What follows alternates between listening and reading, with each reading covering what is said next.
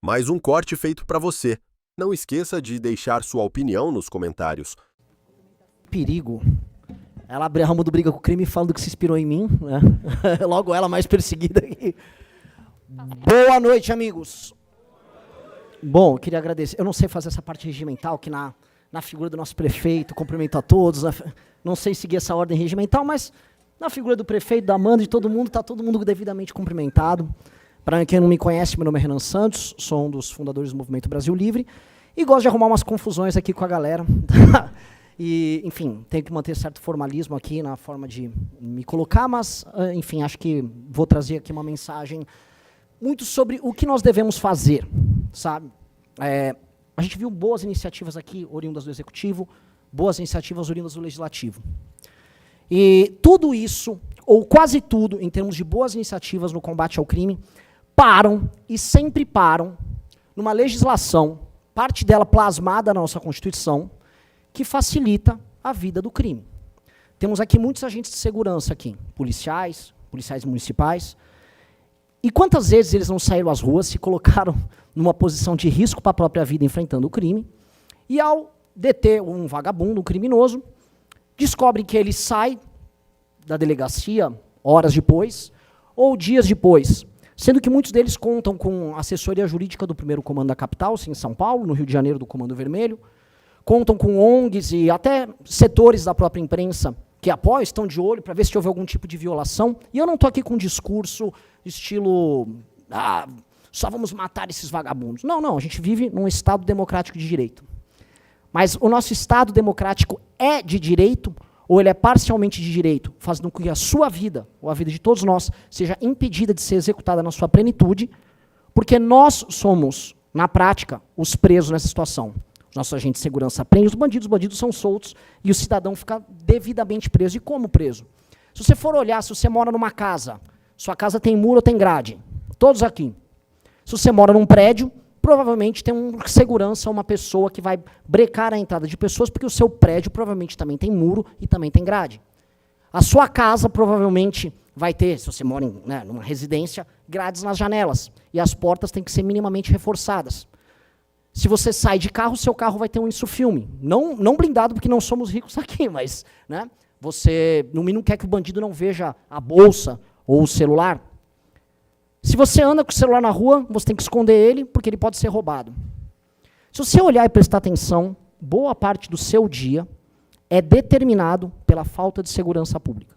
Boa parte do dia a dia de qualquer pessoa absolutamente comum é determinado por isso. E a gente no Brasil, como a gente tem uma grande capacidade de adaptação, o brasileiro é muito adaptável, a gente se adapta e dá risada disso. Tem algumas pessoas que compram o famoso celular do bandido. Quem aqui não tem guarda um celular velho, se vai ser assaltado, você dá o celular velho para o bandido. Isso se tornou recorrente e a gente naturaliza, porque na ânsia de tentar, talvez, viver uma vida normal, a gente cria simulações de mundo real e vai se adaptando. Ora, eu não quero me adaptar a isso.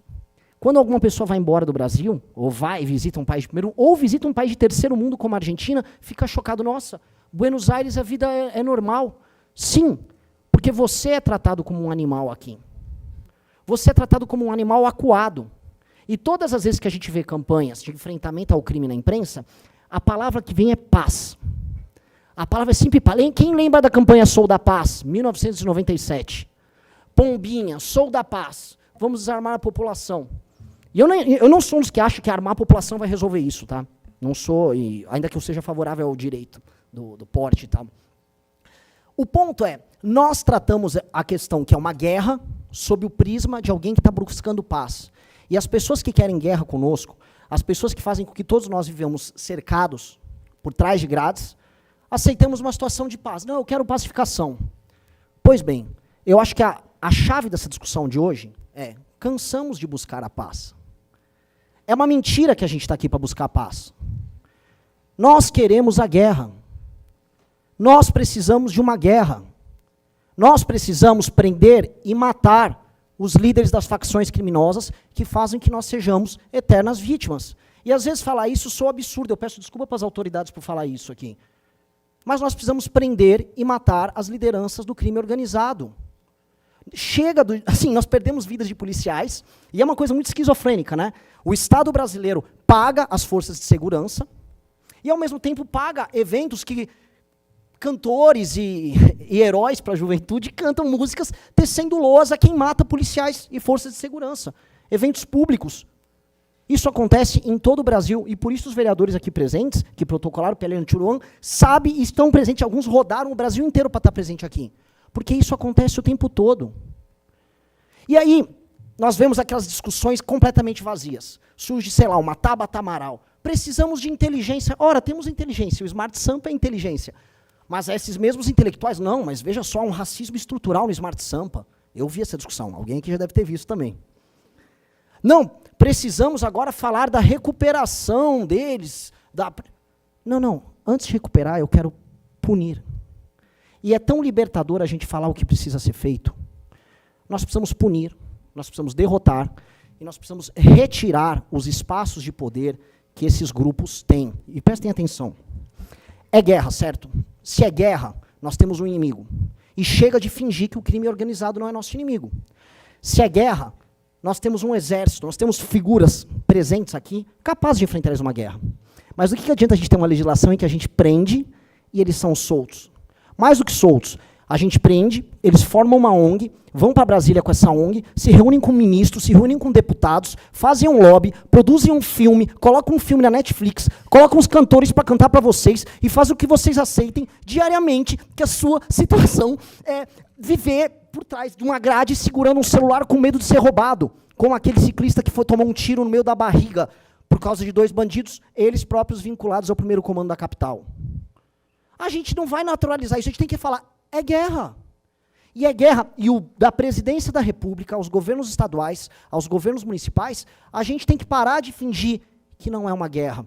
Porque os nossos adversários, os nossos inimigos, acham que é uma guerra. Eles se preparam para a guerra.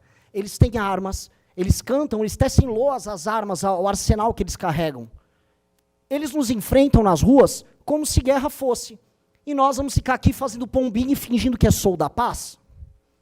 Chega do Sou da Paz, eu não quero paz, eu quero uma guerra. Eu acho que todo mundo aqui, dos vereadores presentes, até as autoridades presentes, que eventualmente, né, por questões, a gente sabe a perseguição que as autoridades sofrem ao defender o que precisa ser defendido. Todo mundo sabe que é isso. E aí a gente vai ver a DPF das favelas que estava lá rolando no STF, o STF se posicionando de uma maneira, no mínimo, curiosa, sobre o enfrentamento ao Comando Vermelho que atua lá no Rio de Janeiro. E a gente fica pasmo, olhando, tomando medidas paliativas. Nós temos que ter um direcionamento e um caminho. E eu acho que esse caminho da frente, a Amanda está trazendo aqui inúmeras propostas, mas nós como cidadãos, nós como parte da sociedade civil, temos que ter um caminho. Aquele que não tem caminho não sabe para onde vai. Nós precisamos alterar as leis que estão na Constituição que impedem a gente de ter prisões muito duras. O bandido tem que ter muito medo. O cara tem que ter mais medo. O cara tem que ser dissuadido antes de cometer o crime. E ele tem que ter muito mais medo de sair à rua para cometer o crime do que você para andar com um celular velho.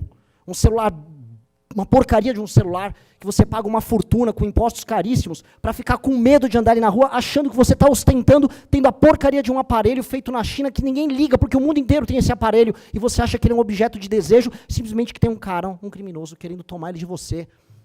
E aí pedem para você ficar em paz, buscar a paz, falar como nós vamos recuperar. Eu não quero me preocupar em recuperar ninguém agora. Enquanto tiver alguém solto de uma facção, enquanto uma facção controlar 1 centímetro de território no Brasil, significa que nós estamos perdendo essa guerra. E isso nós temos que propor para nós enquanto geração. Qual é o papel da nossa geração?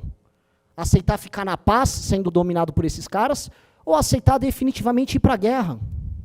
Nós temos que ir para a guerra, e é a única coisa que importa. Se tem uma facção que controla um pedaço do território brasileiro, não importa em São Paulo, no Rio, a gente sabe o que está acontecendo no Brasil inteiro, aqui temos representantes do legislativo do Brasil inteiro. Todo mundo sabe que algum naco do seu estado é controlado pelas facções criminosas. Todo mundo sabe disso. É aberto, é público, é notório. Enquanto nós ficamos fingindo que isso não é um problema, e que nós somos reféns no nosso suposto estado, a gente vai ficar se iludindo, vivendo com aquelas casas, com aquelas grades, com até a barriga para o carro entrar, para o carro caber na garagem, né? Com segurança em prédio, para quem pode, e negando o óbvio. Nós somos um bando de refém. Eu prefiro ser um refém que luta para não ser escravo, do que acordar e correr o risco, como a Amanda está correndo, e declarar guerra a esses caras. Com eles ameaçando você, mandando mensagens de morte, afirmando que você tem que desistir, que vai te matar, que no caso dela por ser mulher, e as mulheres sempre, aliás, as mulheres que estão aqui presentes são muito corajosas, porque elas sempre sofrem ameaças muito mais duras do que nós homens, mas muito mais duras. E é isso. Ou a gente declara a guerra como ela está declarando, ou a gente vai ficar na fingição. Eu não aguento mais fingir. A gente tá montando, eu não vou fazer propaganda de nada. A gente está montando um partido político de nome e missão simplesmente para isso. Se a gente conseguir cumprir, e se a minha geração, não importa aí sim, o partido político de todos vocês, a orientação política de todos vocês, tá? Ou as afiliações e as afeições político-partidárias de cada um. Se nós pudermos todos declarar guerra ao crime e fazer o óbvio e permitir que nossas polícias possam caçar, prender e, no caso, se houver resistência, levar a óbito quem causa o terror na nossa vida, nossa geração vai ser marcada como uma geração vencedora e não como uma geração que se acovardou e ficou escondida pregando paz num país que só quer a guerra. Muito obrigado a todos. Esse foi o corte. Quer ver o conteúdo na íntegra? Todos os links na descrição. Não se esqueça de deixar sua opinião nos comentários, deixar o like e compartilhar.